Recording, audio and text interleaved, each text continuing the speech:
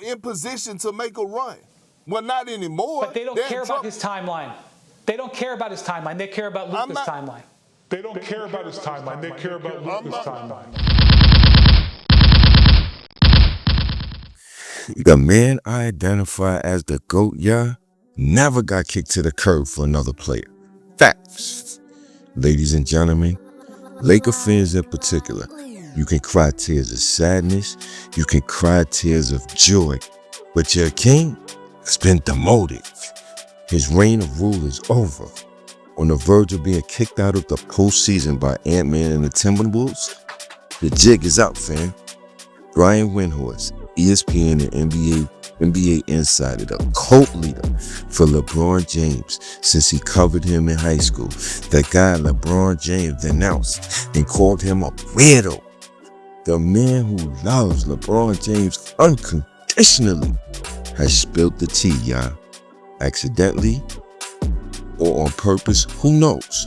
But you don't say what he said without a strong source. Period. On a recent segment of First Take, in a back and forth with Kendrick Perkins, Windhorst let the cat out the bag. He announced the Lakers are no longer on LeBron's timeline. Do you understand? They're on Luka's timeline. It was very subtle, very in the flow of the conversation, but damn, if it wasn't the biggest tell in life. Period. It's now all about Luka, and LeBron is now the secondary role player, fam. Maybe he's always been a role player. All right. The point is, he's no longer the star at the center of the universe the Lakers need to survive. And to be honest, the player on the court says the same. In this series with the Timberwolves so far, Luka has been their best player. And when you watch the games at the end, who looks more like a liability and who looks more like an asset? The writing is kind of on the wall, y'all. Listen, say what you want about Windhorst, but do understand he is the unofficial mouthpiece for the owners and GMs in the NBA. Being LeBron's media protection all these years has served him very well. And Windhorst, he's not a dummy, he's smart. He aligned himself with the GMs, schmoozed up to the ownership groups, and carved out a nice little niche for himself while bending the knee and serving his king. Listen, I'm going to let you hear a little bit of the exchange between Ferk and Wendy so you can understand the context and you see it for yourself. And when we come back, I got a couple of questions for you guys and then we'll wrap it up.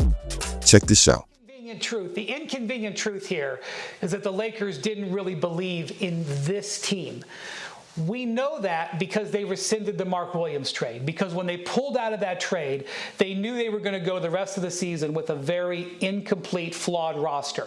They did a great job managing their weaknesses to get the 3 seed, and that enabled them a dream of making a run. And if everything had fallen just right, a run could have been made. But when they elected to pull out of that trade, they knew they were kneecapping themselves to a certain extent.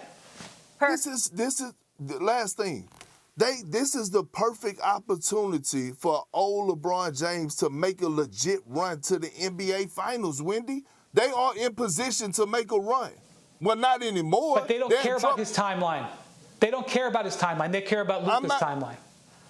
I get that. But what I'm saying is when you have an opportunity to make a run to go win a championship, I don't give a damn what your timeline or what your scheduling was. Sometimes things adjust. And when the Lakers finished with the top 3 seed in the Western Conference and they saw that they had a legitimate shot at making it to the NBA Finals, the pathway that they have, then you're supposed to go all in for it, and you're supposed to try to win the game. No, they made that choice in February not to go all in, Perk.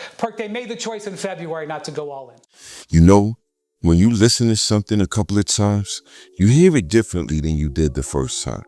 Did you hear the buzzwords from Windhorst, man? They decided back in February not to go all in. He said it emphatically a few times. And I'm like, since when do you not go all in for your king? Since when was that the case with LeBron, except in the instance of Pat Riley in Miami? Since when do you not cater to his will and bend to his desires? Now, on the surface, it seems like the excuse for getting knocked out of the first round again will be, well, they had a flawed roster. It's management's fault. Because you can't blame Luka the way he's playing. And it looks like JJ Redneck is getting a pass this season, right? And hell will freeze over before they come right out and blame your king. But in blaming an organization for roster flaws, which doesn't make sense either because that roster is a very good roster. What are y'all talking about? Another revelation has been revealed. They don't give a shit about LeBron and his timeline anymore. Huh? Yes, he wanted Luka over AD. Of course. And anybody that thinks that that's not the truth, you're bugging. But the Lakers, they wanted something even more. They want Luka to replace LeBron. Based on the tea leaves. Laker fans, look, you could thank your king for a Mickey Mouse chip, a run to the Western Conference Finals, an in-season tournament chip. Great. And a bunch of play-in appearances and first-round eliminations. Here's the deal. I'm not sure, but I think I do remember seeing a clip, and Paul Pierce said that LeBron deserves a Laker statue.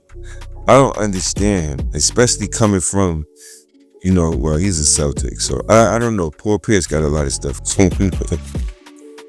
Fam, get in the comments and let it rip. First, do you think what Windhorst said means the Lakers are off LeBron and focused on Luka?